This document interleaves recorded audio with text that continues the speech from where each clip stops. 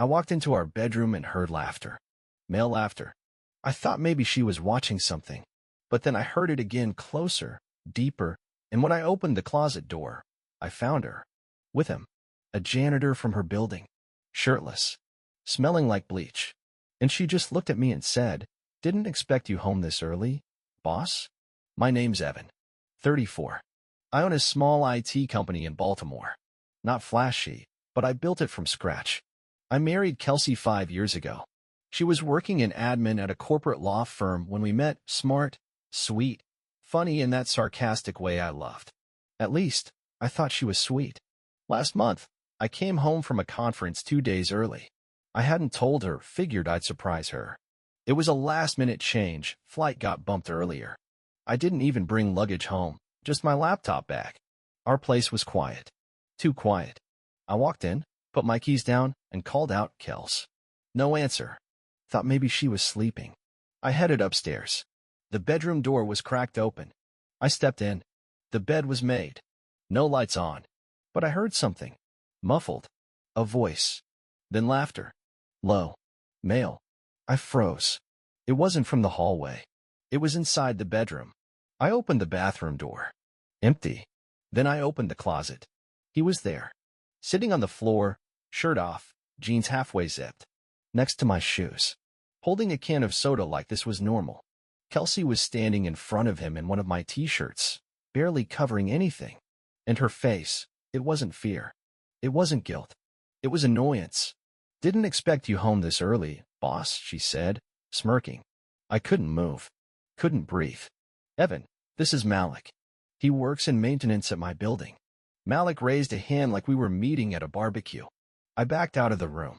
Down the stairs. Out the door. She didn't chase me. She texted an hour later. "Can we talk? Or are you gonna be dramatic?"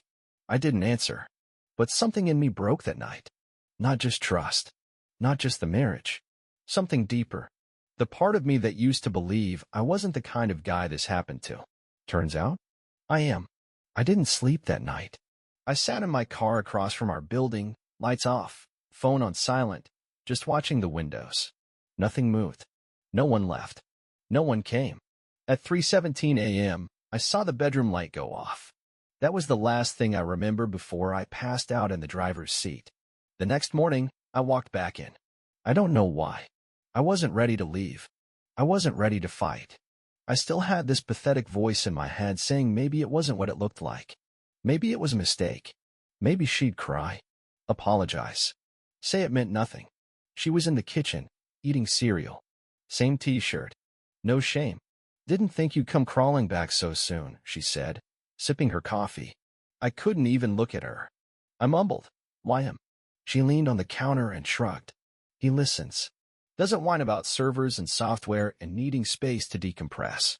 He smells like bleach and sweat, but at least he doesn't smell like disappointment." I felt that like a punch to the chest. "Kelsey, we can fix this. I still..." She cut me off, laughing. "Oh, no. Don't you dare say you love me. You love the version of me that used to stroke your ego between breakdowns. That girl? She's gone." I stepped closer, desperate. "What did I do wrong? Just tell me what I owe." She tilted her head. "You made me feel nothing, Evan. That's the problem. Your wallpaper. Background noise. Malik makes me feel alive.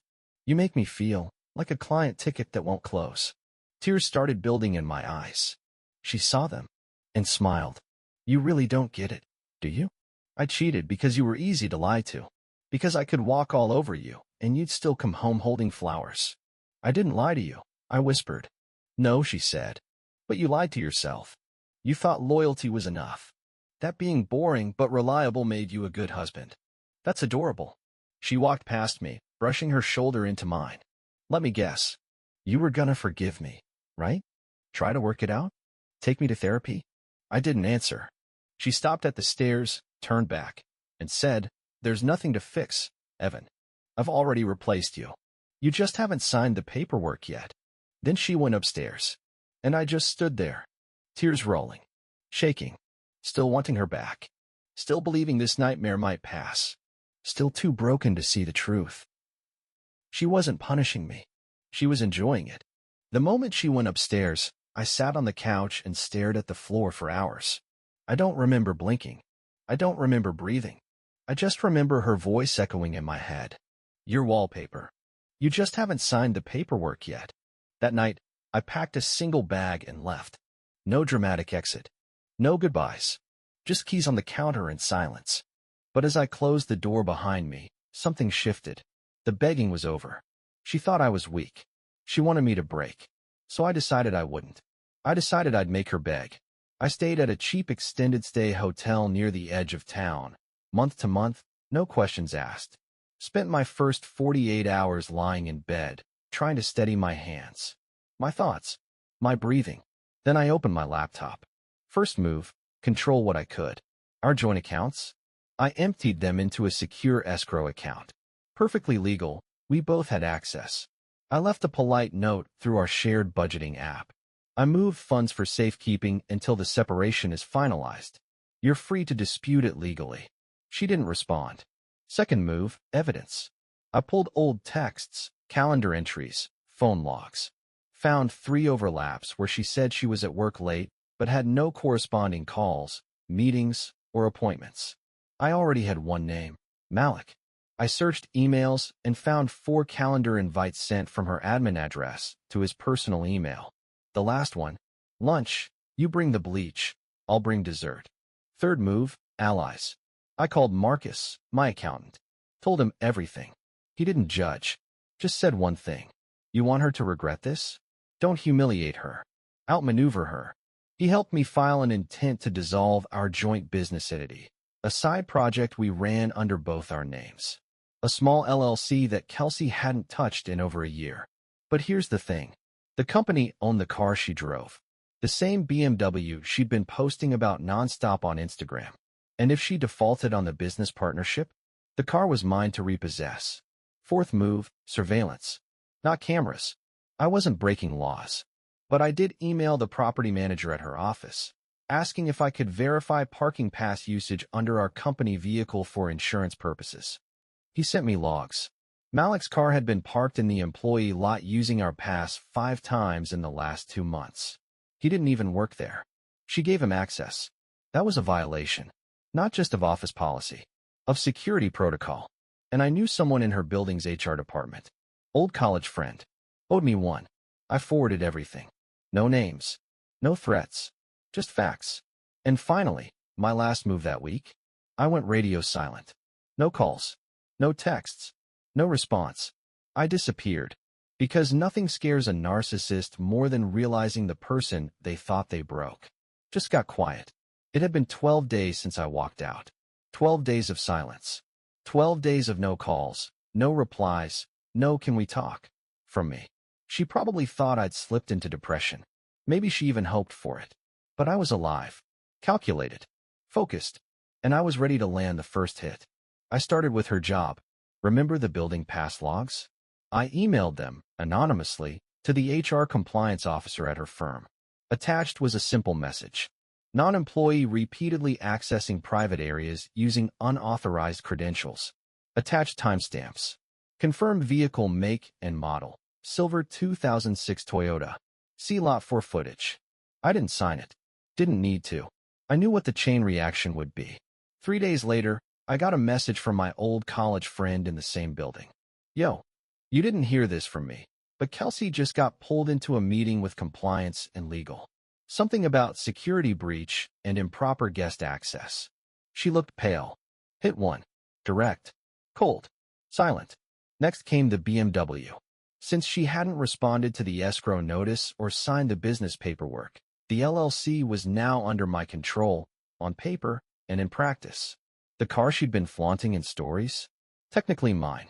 I waited until Sunday morning. That's when I called the towing company. Told them I had a title dispute on file and the vehicle was to be reclaimed for repossession under business policy. They asked where it was. I told them. They picked it up in 26 minutes. I didn't go to watch, but Marcus did. He filmed it from his car down the street.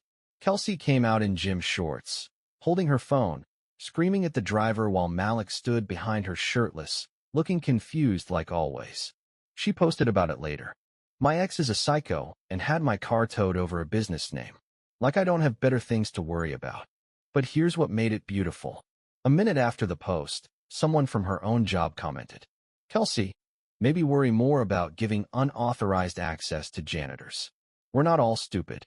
She deleted the post in 10 minutes. Third strike? I filed a motion through my lawyer to request formal asset division. Quietly, cleanly, no threats, no mess, just math. The numbers weren't on her side, because most of the accounts were funded by me. The furniture? Bought on my card. The vacation fund? I created it. The business name? Mine. She'd get her share, of course, legally. But the reality would feel like poverty compared to the life she thought she was keeping. I didn't send her a message, but I didn't need to, because she sent one to me. "You petty little man. You think any of this makes you powerful? You're just proving I never needed you." I read it, smiled, and let it sit unanswered. Because for the first time since this started, she was rattled, and I wasn't finished. It started with a knock. Not the angry kind. The official kind. Clipboard. Polo shirt. Neutral smile. Evan Cross. "Yes, you've been served." I took the envelope. Inside, a civil protection order. She was filing for a restraining order. The grounds? Digital harassment, economic abuse, and psychological manipulation. The claim? That I'd used my technical skills and business access to sabotage her life, steal from her, and, her words, create a pattern of intimidation that left her emotionally paralyzed. I laughed out loud at first. Then I saw the attachments. Screenshots of the car tow order. Screenshots of the escrow transfer. Screenshots of her gym post. Yes, the one she wrote, twisted to look like I had coordinated harassment. She even added a grainy photo of me sitting in my car across the street from our old building the night I left. Proof of stalking, she claimed. My court date was scheduled for 2 weeks out. My lawyer said, "She's not trying to win. She's trying to freeze you. If this gets approved, you can't contact her, move funds, or finish the asset split without third-party mediation." Translation: she was buying time. I asked, "What do we do?" He said, "We fight it, but don't retaliate. No posts. No contact. Don't give her ammo." So I stayed quiet. And she used the silence. Within days, I noticed things changing. Friends stopped replying. One of my oldest clients pulled a project indefinitely. I found out later Kelsey had messaged him directly, saying I was dealing with some instability and shouldn't be handling sensitive data right now. She didn't accuse me of anything directly, just planted the seed. Then there was the landlord. I've been staying at that extended stay place quietly, paying cash. No issues. Until the manager slipped a letter under my door. Due to a complaint filed by a former domestic partner citing safety concerns, your tenancy is being reevaluated. We ask that you vacate the unit by the end of the month. She found me, and she wasn't finished. A burner Instagram account popped up at Evan_exposed. It only had 6 posts. Blurry images. Vague captions. This is the face of manipulation. Tech abusers don't leave bruises. Digital trauma is real. No names. No tags. But it used my face. My initials. My business logo blurred just enough to dodge legal takedown. It was like watching someone paint a version of you that never existed and realizing people might believe it. I wanted to scream, punch a wall, tell the world the truth. But I didn't. Because my lawyer was right. This wasn't about truth. It was about perception. And right now, she was winning that war.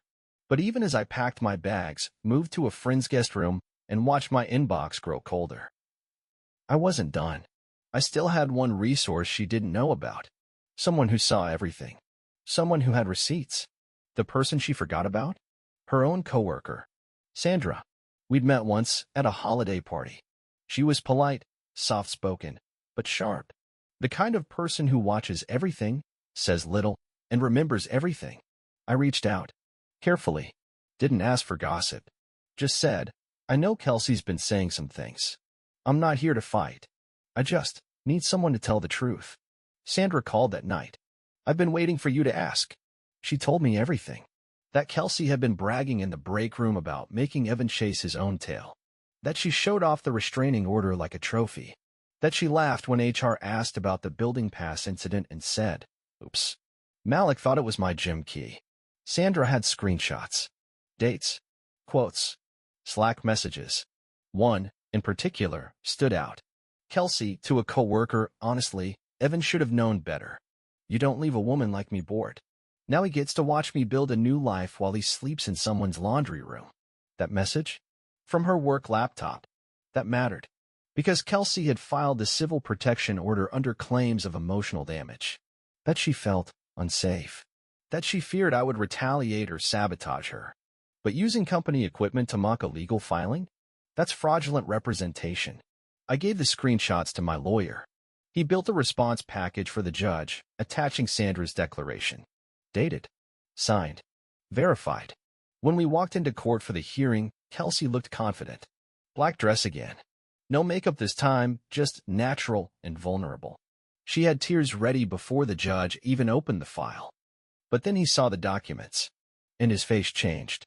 This declaration directly contradicts your sworn statements, Ms. Kerrigan. Kelsey's smile cracked. I don't know what that is. The judge didn't blink. It was extracted from your workplace's messaging platform. Submitted under penalty of perjury. And this Slack message here, he gets to watch me build a new life that doesn't align with your stated fear of retaliation. Her lawyer tried to pivot, but it was too late. The judge revoked the temporary order on the spot. She gasped. No, he's dangerous, Your Honor. The judge raised a hand. Then why did you mock this process while using a company network? She tried to cry again. It didn't work this time. The courtroom was quiet. Too quiet. Afterward, I didn't say a word to her. Just walked out. Free. Free to speak. Free to move assets. Free to rebuild. And I did. I reactivated the LLC. Reached out to old clients. Launched a campaign called Digital Integrity After Manipulation. People listened. The burner Instagram? Gone. My name? Slowly clearing. And Kelsey?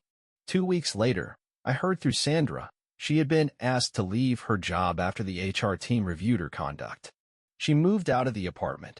Malik? Vanished. And suddenly, she was quiet. No posts. No tweets. No messages. But I wasn't done. Not yet. Because there was still one thing she never wanted me to find. And I had just found it. Just when the silence felt safe, when I thought the storm had passed, she launched her dirtiest move yet. And she didn't come after my money. She came after my record. It started with a phone call from a number I didn't recognize. Evan Cross. Yes. This is Detective Lattimore, BPD. I'd like you to come in for a brief conversation regarding a domestic concern filed last month. You're not under arrest. Just a voluntary statement. I froze. Domestic concern? I can't go into detail over the phone, sir. Are you available tomorrow at 9? I hung up and called my lawyer. He got quiet. If she filed a criminal complaint, anything related to harassment, stalking, emotional abuse, even if it's false, it goes on record as a domestic incident. That doesn't just affect court, it affects employment, licensing, everything. I showed up the next morning with counsel. The detective was polite, calm. He slid a manila folder across the table. Inside were screenshots. Familiar ones. Text chains cherry-picked and cropped to look one-sided. An old message from me in 2021, when Kelsey and I were fighting about work. You don't respect what I do. You just use it. Next to it, she'd added a handwritten note. This was the first time I feared for my safety. There were no threats, no violence, just emotionally framed fiction. Then the final page. A note Kelsey claimed she found in our apartment after I left. Sloppy handwriting. Looked like mine, but off. It said, if I can't have peace, neither can you. It wasn't mine, but it didn't matter. The detective closed the folder and said, we're not filing anything now. But if she files for a full protection order again, this goes into the affidavit. That was the goal. She wasn't trying to get me arrested. She was trying to make me unemployable. To paint me as a man capable of danger, even if I never did anything. My lawyer filed a motion that afternoon to preemptively challenge the complaint's admissibility. But the damage was psychological. I stopped sleeping. Clients hesitated again. A local podcast I'd booked suddenly rescheduled indefinitely. That night, I got a message from a blocked number. No words. Just a photo of me leaving the station. Caption, told you I'd bury you quietly. She wanted me paranoid. Humiliated. Defeated. And I almost was. Until Marcus called me. You remember that thing you thought you lost, he said. I didn't understand. Then he sent a file. It was a backup from our old shared cloud drive, one I thought she deleted years ago. Inside? A video, dated over a year ago. It was her, sitting on our bed, laughing into the camera, talking to someone off-screen, maybe Malik, maybe not, and saying this: if Evan ever gets in my way, I'll just do what I always do. Cry. Smile. Lie. Who's gonna believe the tech guy over the girl with mascara tears? My hands shook as I watched it. This wasn't a quote. This wasn't an assumption. This was evidence. Unfiltered. Unprovoked. Unmistakable. And finally, I had everything I needed. I didn't send the video to the police. Not yet. Because this time, I wanted the hit to land everywhere at once. First, I called my lawyer. Told him about the clip. He nearly dropped his phone. This changes everything, he said. It proves premeditation. It proves emotional fraud. She's on record admitting manipulation. You don't just win back your name. You burn the script she wrote for you. We filed 3 things the next morning. 1. A motion to suppress her civil complaint as fraudulent.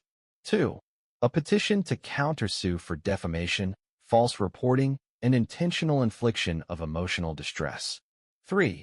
A request for summary judgment on the financial division, immediate execution of asset transfer. The court scheduled a hearing within the week. But I didn't stop there. I still had people who'd stopped speaking to me, clients who ghosted, friends who weren't taking sides. I didn't want revenge. I wanted the truth in the open. So I sent out a single link. No caption, no threats, just the video. The clip of Kelsey laughing on our bed, mascara on her cheeks, talking to whoever held the phone. If Evan ever gets in my way, I'll just do what I always do. Cry. Smile. Lie. That video spread. Fast. And not just through our friend circles. It hit LinkedIn. Someone, probably Sandra, anonymously posted it with a caption: emotional abuse can go both ways. Believe evidence, not just tears. It went viral. Kelsey's name wasn't tagged, but people recognized the voice, the laugh, the story. Within 48 hours, her reputation flipped. The burner Instagram page vanished. 3 of her friends posted cryptic messages about truth catching up. And I got a message from someone I hadn't heard from in months, her former boss. He'd let her resign quietly after the HR probe. Now, he forwarded me an email from a senior partner at a competing firm. It said, was considering her for a role, but after this video surfaced, absolutely not. She was getting blacklisted. Quietly, efficiently, professionally. And then came the final blow. We walked into court for the scheduled hearing. Kelsey arrived late, flustered, no lawyer this time. When the judge played the video out loud in the courtroom, she cried. But this time, no one flinched. No one reached to comfort her. The judge stared straight at her and said, "You tried to use this court as a weapon. Now it's turning on you." He granted me full asset division. He dismissed her protection claim with prejudice. And he signed off on her being liable for legal costs and defamation damages, pending a formal trial. She didn't look at me when it ended. Didn't speak. Didn't move. She just stood there as the judge said 6 words that shattered whatever fantasy she'd built. Your lucky criminal charges weren't filed. I left the courthouse that day feeling no joy, just freedom. But something told me this wasn't over. Because women like Kelsey don't apologize. They collapse, then crawl. And I knew she'd be at my door soon. I thought it was done. I had the court win. The video. The truth. And finally, silence. But Kelsey doesn't disappear. She plots. It started small. The countersuit we filed? Delayed. Her new attorney, some guy I'd never heard of, filed a continuance citing medical hardship. Then came the sympathy tour. She reactivated her Instagram with a black and white photo of herself in bed, eyes red, captioned, "Healing is messy. Lies are louder than facts." I'm still standing. The comments poured in. "You're so strong. Don't let toxic men rewrite your truth. We see you, girl." A week later, she posted a GoFundMe. "Legal fees are breaking me. I've been silenced, smeared, and publicly humiliated. If you believe women deserve the right to be heard, please help me keep fighting." Within 48 hours, she raised over $8,000. donations from strangers, from former coworkers, even from a nonprofit she used to volunteer with, tagged under survivor support. I wanted to scream, but I didn't. I waited. Then came the podcast. An all-female resilience show featured her anonymously under the title, "I Survived Digital Coercion, When Tech Becomes a Weapon." Her voice was disguised, but it was her. Every word carefully spun. She never named me, but she didn't have to. Every story was tailored. Every fact twisted just enough to pass legal filters. And by the end of the month, she had reinvented herself. Online influencer, advocate, quiet survivor. She booked panels, interviews, even got invited to speak at a mid-sized tech conference on emotional safety in digital spaces. And here's what made it worse. It worked. My inbox dried up. A speaking engagement I had scheduled pulled last minute. One client I pitched said, "I'm not sure now's a good time," with all the attention. She'd won again. Not in court. In optics. She controlled the narrative now, even without evidence. Even after a judge ruled in my favor. And for a week, I felt it. The weight, the disgust, the helplessness, until I opened my email. It was from GoFundMe. Subject, Flag Campaign Report, Kerrigan Legal Fund. Attached were notes, comments, a flagged receipt. Apparently, someone anonymous had submitted a fraud report, claiming she used the funds not for legal fees, but for cosmetic surgery consults, weekend spa trips, and a furniture deposit. The account was under review, and I recognized the email of the person who sent the report. It was Sandra. And the flagged receipts? There was one transaction that caught my eye. A Venmo payment labeled "for deleting backups," smiley face. And the recipient? A guy named Lyle. I didn't know him, but he had a public profile. And in one post, dated a week after our breakup, he wrote, "Don't trust rich girls who pretend to cry while paying you to wipe their tracks." I clicked on his profile, scrolled, found a pinned tweet, a photo of a USB drive on a table. Caption, "Still holding it. Never sold it. Might be time." My heart jumped. Could it be? I messaged him. He replied 5 minutes later, "If you're Evan, I got something you might want to see." I wired the money that night. When the file came through, I opened it. Inside were 4 folders. And in the final one, a full backup of Kelsey's deleted cloud videos, including one she didn't know still existed, including one that could ruin her public reinvention completely. And she had no idea I had it. Not yet. I didn't rush it. I watched the video twice, then 3 more times. Kelsey, sitting at her vanity, talking on speakerphone. She thought she wasn't being recorded. She was wrong. The voice on the other end? Lyle. She was laughing. Carefree. Drunk maybe. And she said, "I could make a TED Talk out of this if I wanted. People eat that victim stuff up. I don't even need to win in court. I just have to sound broken enough." Then she added something else. Something no PR consultant could spin. "I just need Evan to stay quiet long enough for me to flip it. He always folds." I didn't fold. I uploaded the clip to a secure server, watermarked it, timestamped it, drafted 3 emails. 1. To the podcast that featured her. 2. To the tech conference that booked her as a speaker. 3. To the GoFundMe fraud department, attaching the clip and Lyle's old tweet as evidence. Then I waited. I never had to press send. Because that night, she showed up. In person. I was walking back to my friend Marcus's place, groceries in hand. She was sitting on the steps. No makeup. No press-ready face. Just Kelsey. Small. Shaking. When she saw me, she stood up fast and said, "Please, can we talk?" I didn't move. She walked down the steps, hands trembling. "I know you have something." Still, I said nothing. "I know you found it. Lyle messaged me. Said you paid him." My silence cut deeper than any insult. Tears welled up in her eyes. "You don't understand, Evan. I had nothing. I was drowning. You left, and I didn't know how else to survive." I finally spoke. "You survived just fine. Bookings, fundraisers, podcasts. You thrived." She wiped her eyes. "I didn't mean to hurt you this much." "You did," I said. "And you didn't care. Until now." She dropped to her knees. Literally. In the middle of the sidewalk. Hands clutched together like a prayer. Please don't release it. I'll do anything. I'll take the posts down. I'll cancel the interviews. I'll return the GoFundMe money. Just, please don't ruin me. I stared at her. Everything in me wanted to say yes, to finally let her feel the humiliation she'd carved into my life for months. But I didn't, because I knew something she didn't. She was already ruined. Not publicly, privately. No more power. No more control. Just fear. I pulled out my phone, deleted the email drafts one by one while she watched. I'm not going to destroy you, I said. She blinked in disbelief. Why? Because I don't need to. I turned to walk away. Her voice cracked behind me. Evan, wait. I stopped, looked back once, and asked, what would you have done in my place?